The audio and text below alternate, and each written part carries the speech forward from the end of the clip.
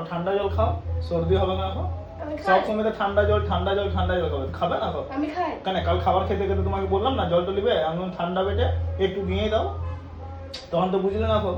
তখন চেষ্টা পেয়েছিল, খেয়ে চেষ্টা নিলাম। ছিল কেন একটু উঠে পরে কত দূরে থাকে, বাইরে বালতি থেকে জল নিয়ে নিতে, চেষ্টা ছিল কত ওই লাগে। এবার বুঝবে এবার নাকে জাম ই জাম, আরো জানো জলে ভিজো আরো, ও তো রিল বানাবে এই বানাবে, তখন তো ঠিক আছে জলে ভিজে ভিজে কখন জলে ছাম ভিজে ছাম ছাম ছাম ছাম তখন কেন দুপুরবেলায় বানাচ্ছিল না ও কালকে, আমি বলো না ঠান্ডা লাগবে কি করবে।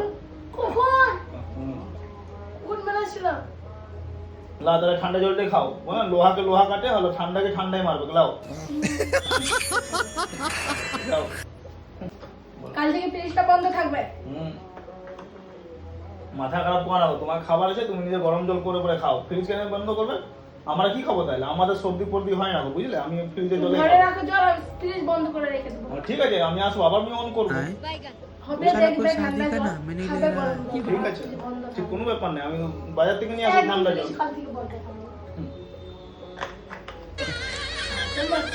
কি বলে